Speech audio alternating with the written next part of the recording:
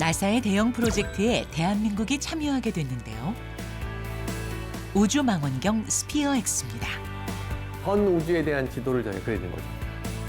나사를 사로잡은 대한민국의 우주망원경, 그 웅장한 여정이 시작됩니다. 경상남도 함안군. 아마도 이 고장에서 가장 뜨거운 현장일 겁니다.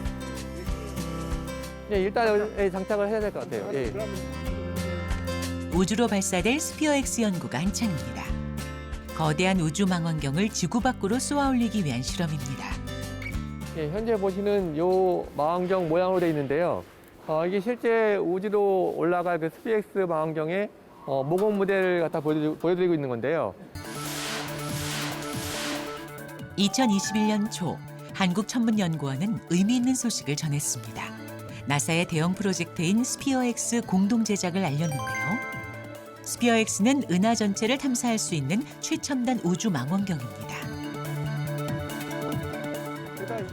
공동 제작 기관 가운데 미국이 아닌 곳은 대한민국이 유일합니다. 그 중심엔 정웅석 박사가 있습니다. 과거부터 쌓아온 우리의 기술이 나사에게 인정받았는데요. 지금은 우주환경 시험에 사용될 장비를 실험 중입니다. 이게 이제 우주로 보낼 저희가 망원경을 갖다 실제 로딩하는 장비인데요. 망원경을 올리기 전에 지상에서 저희가 시험을 해야 되는데요.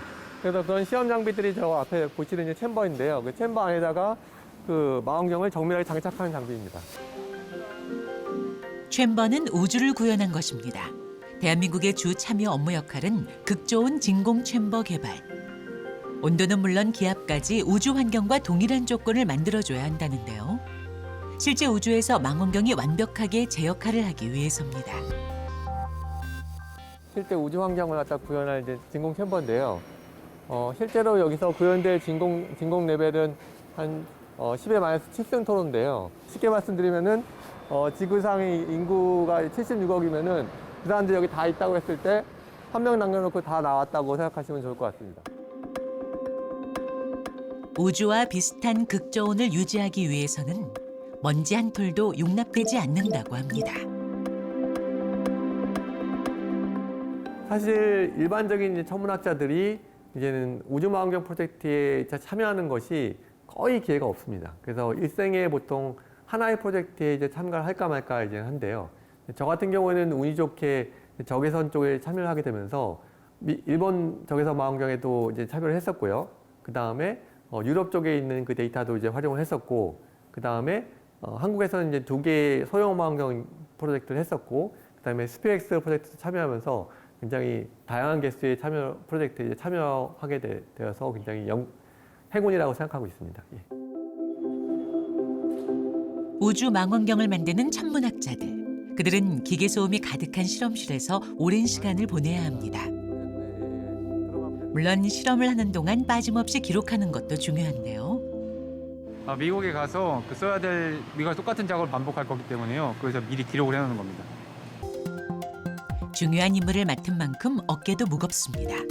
온종일 조립했던 챔버 장비를 다시 해체하고 있는데요. 기껏 완성했다 싶었는데 원래 모양으로 푸는 이유가 있을까요?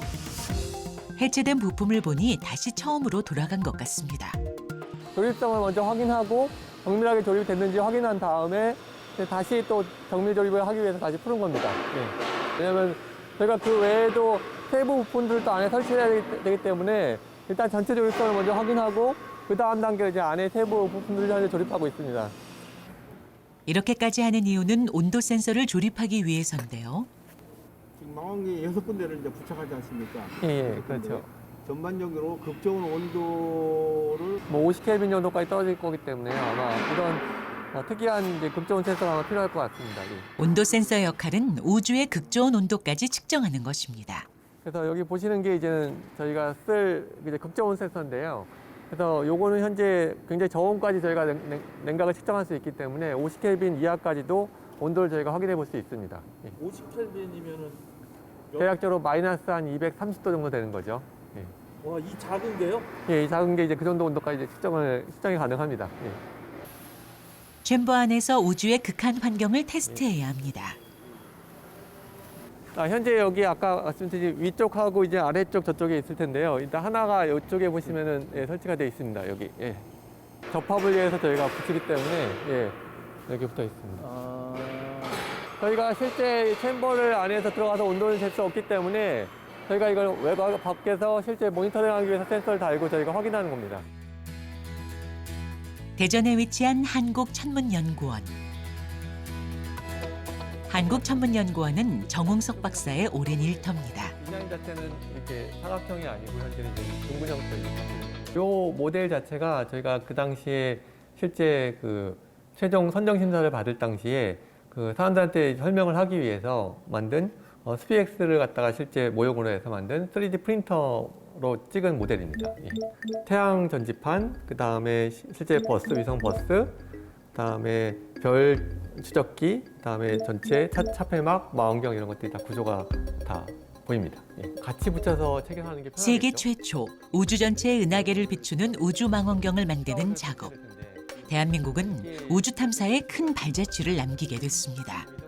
그것은 결코 운이 아니었습니다. 근데 저희가 기존에 소형위성을 활용해서 저희가 근적에서 영상 분광기를 만든 경험이 있는데요. 그래서 이 분광기에 대한 설계, 일단 실제 제작, 일단 전체 시스템에 대한 실험을 해서 우주 환경 시험까지 다 완료한 다음에 실제로 우주에 보내서 저희 관측 데이터를 얻어서 그 데이터를 얻은 것은 저희가 세계 처음입니다. 예. 그래서 그런 경험을 바탕으로 국제 협력으로 스피엑스에 참여하게 됐습니다.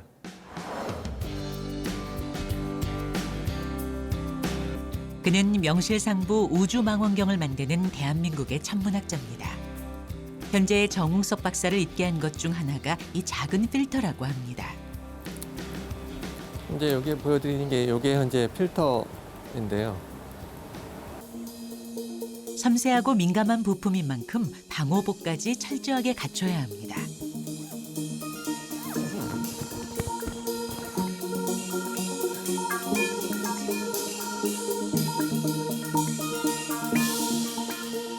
그가 만지고 있는 것은 선형 분광 필터.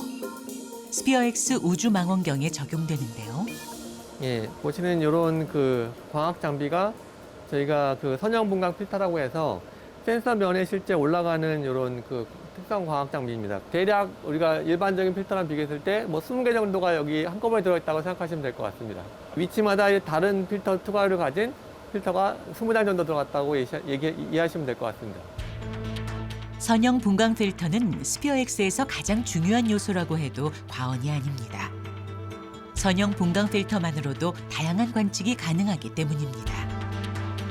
예, 예를 들면요. 저희가 파장대역으로 대략적으로 쪼개봤을 때 대략 한 100여 개의 이제 파장대역이 있다는 것을 이제 이해하시면 될 건데요.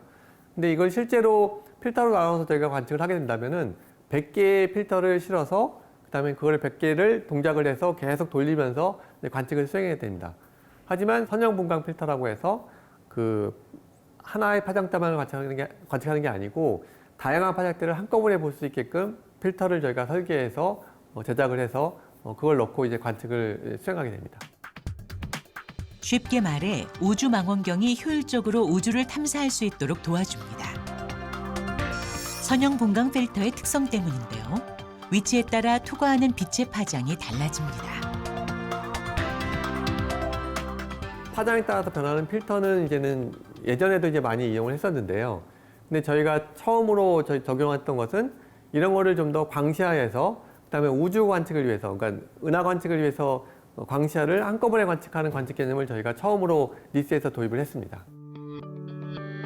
니스는 한국천문연구원에서 만든 세 번째 우주 망원경입니다. 니스에는 이전에 없던 분광 기능이 추가됐습니다. 바로 세계 최초 적외선과 영상을 동시에 관측할 수 있는 건데요. 2018년 12월 미국 스페이스 X 로켓에 실려 발사된 니스. 차세대 소형 위성 1호 탑재체입니다. 우주 망원경은 30년 전 크게 도약했습니다. 인류 최초 지상이 아닌 우주에서 우주를 바라보는 허블 우주 망원경이 탄생했는데요. 우주 끝에 있는 먼 천체들의 빛을 선명하게 담는 것이 특징입니다. 많이 잘 아시는 허블 망원경하고 저희가 니스에서 촬영한 결과를 이제 보실 수 있고요. 물론 이제 분해능은 이제 많이 차이가 나지만 그렇지만 전체적인 모습을 봤을 때는 저희가 똑같은 모양으로 관측된 것을 알 수 있고요. 허블이 더 선명하게 보이니까 더 좋은 망원경인가요? 예, 더 좋고 나쁨을 판별하는 것은 거기 연구 목적에 따라 다른데요. 결과적으로 저희가 이런 은하 내에 있는 세부적인 구조를 연구하고 싶다면은 허블이 당연히 거기 목적이 맞는 거고, 그다음에 전체를 저희가 연구하고 싶다면은 큰 망원경이나 작은 망원경이나 그건 차이가 없습니다. 결과적으로 저희가 말 그대로 현재 쌀을 생각하면요. 이 허블 같은 경우에는 결국에는 쌀 하나를 저희가 잴 수 있는 정도의 정밀도를 이제 가진 반면에 저희 리스 같은 경우는 전체의 그 쌀 한 포대의 무게를 잴 수 있는 뭐 이렇게 비교하면 되지 않을까 싶습니다. 리스처럼 적외선 망원경은 은하의 전체 형태를 확인하는 데 적합합니다. 정홍섭 박사는 하나의 행성이 아닌 은하 전체를 연구하는 천문학자인데요. 그가 적외선 우주 망원경을 연구하는 이유입니다.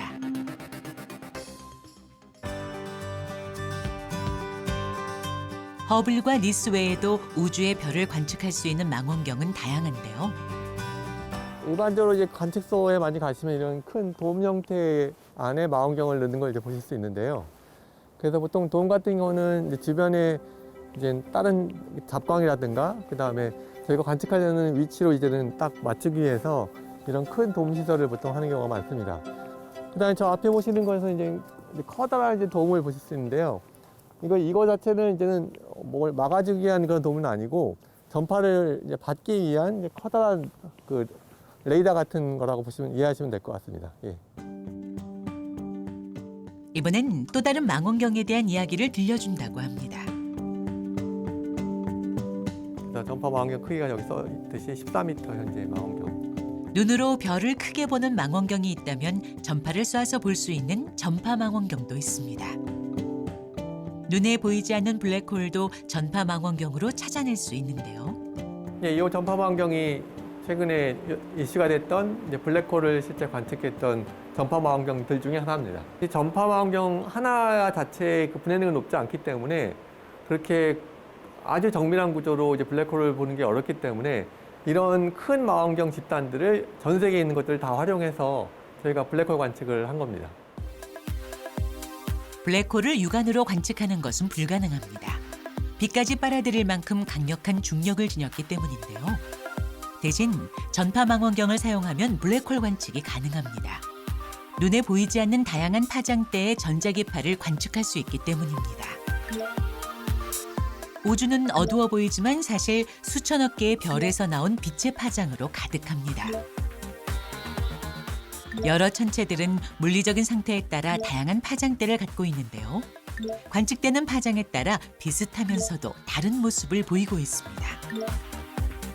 다양한 파장을 한 번에 볼 수 있는 필터를 활용한 것도 그의 업적입니다. 우주에서도 똑같이 굉장히 큰 먼지 입자들이 존재합니다. 투명 비닐 같은 것이 이제는 만약에 미세먼지처럼 이제 그런 거라고 한다면 일반적으로 이렇게 층이 있을 경우에는 저희가 잘 볼 수가 있는데요. 매질이 좀 많이 뭉쳐진 형태로 이렇게 될 수가 있습니다. 이럴 경우에 저희가 이게 얼굴을 갈게 되면은 어디는 또 잘 보이고 어디는 잘 안 보이고 이런 차이가 있는데요. 이런 경우 적외선을 보게 되면은 파장대가 더 길기 때문에 이런 거를 피해서 좀 더 효과적으로 안에 있는 것들을 관측을 할 수가 있습니다. 적외선의 원리를 보여주는 실험을 해보기로 했는데요. 뜨거운 핫팩을 까만 비닐봉투에 넣으면 봉투에 가려져 보이지 않습니다. 보시는 바와 같이 이렇게 핫팩 밝은 거하고 손이 이제 선명하게 보이죠. 이처럼 적외선 망원경은 우주먼지의 방해를 받지 않고 멀리 볼 수 있습니다. 지구는 대기권에 둘러싸여 있는데요. 가시광선은 대기권을 뚫고 들어올 수 있지만 다른 파장은 그렇지 못합니다. 그래서 어떤 파장이냐에 따라 관측할 수 있는 방법도 다릅니다. 파장에 따라 우주망원경을 이용해 대기권 밖, 우주로 나가서 관측해야 하는데요. 우주망원경이 점점 진화할 수밖에 없는 이유입니다. 그가 본격적으로 적외선 망원경을 연구하게 된 계기는 일본 우주과학연구소의 연구팀으로 참여하게 되면서라는데요.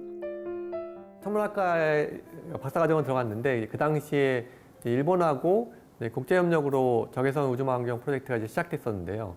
그래서 그 당시에 제가 그 적외선 쪽에서 이제 관측 시뮬레이션, 즉 다시 말해서 망원경에서 실제 망원경을 만들지 않았지만 망원경에서 보일 하늘을 저희가 모사하는 그런 기기 개념을 처음에 설계를 했고, 그다음에 실제 기기를 만들면서 보완할 점을 이제 찾아가면서 한국에서도 좀 더 우리가 만든 관측기기로 관측할 수 있지 않을까 하는 생각에서부터 저희가 기기를 만들기 시작했습니다. 드디어 오랜 시간 공들인 챔버가 완성됐습니다. 높이가 맞나요? 이게 자동 모델이에요? 네, 그렇죠. 네. 더 높여야 될 것 같아요. 마지막까지 한 치의 오차도 허락하지 않는데요. 저기 위치에, 저 인터페이스 위치에 아주 정밀하게 오차 내로 정밀하게 들어가야 되기 때문에요. 게다가 아시다시피 스페이스 망원경 자체가 이제는 엄청나게 이제 고가고 한 번 잘못되면은 이게 전체 미션이 딜레이가 되기 때문에 망원경 넣겠습니다. 수만 번의 실험 끝에 드디어 완성된 챔버. 이제 망원경을 집어넣을 차례입니다. 완벽한 챔버 상태가 확인돼야 미국으로 보낼 수 있습니다. 스피어X의 성공을 위해 대한민국의 연구원들은 자신의 인생을 걸었습니다. 세계 최초, 대한민국 최초라는 자부심이 있기에 가능했습니다. 망원경 이제 넣었으니까 네. 다 작업 끝난 건가요? 아니요, 아직 끝난 작업은 아니고요. 이제 그 다음에 이걸 닫고 그 다음에 온도 센서를 이제 연결한 걸 갖다 다시 또 이제 빼는 작업을 이제 할 겁니다. 예. 드라이 쿨러, 예. 그다음에 드라이 펌프. 그리고 또다시 다음 실험을 계획하는 연구원들. 그럼 내일쯤 어쨌든 온도 진공하고 이제 온도 체크를 이제 할 생각이신가요? 온도 체크하기 전에 하이 바큐um 진공 네. 테스트를 먼저 하고 그게 이제 오케이 되면은 네. 이제 저온 테스트를 할 계획입니다. 최종 조립 단계에 대한 부분들을 이제 마지막에 검토하고요. 그다음에 전체를 패킹해서 저희가 1월 초쯤에 아마 미국으로 이제 보낼 예정입니다. 그래서 그때면 아마 전체 주관기관인 칼텍하고 그다음에 나사, JPL 부분들도 이제 같이 오셔서 전체 시험을 같이 이제 수행을 하게 될 계획입니다. 별의 언어를 이해하고 싶어 직접 우주 망원경을 만드는 천문학자. 우주의 모든 것을 건 천문학자들 덕분에 우리는 아름다운 별을 볼 수 있습니다. 우주로 향한 정웅석 박사의 도전은 계속될 것입니다. 현재 데이터 자체는 저희가 어쨌든 눈 감고 이제 코끼리를 만들듯이 일부 데이터만을 저희가 얻을 수 있기 때문에 저희가 우주를 이해하는 것은 굉장히 제한적일 수밖에 없습니다. 근데 하지만 이런 관측 데이터 쪽에서 쌓이면서 그다음에 다양한 관측들이 시도되다 보면은 좀 더 폭넓게 우주를 이해할 수 있는 기반이 될 수 있을 거라고 생각하고 있습니다.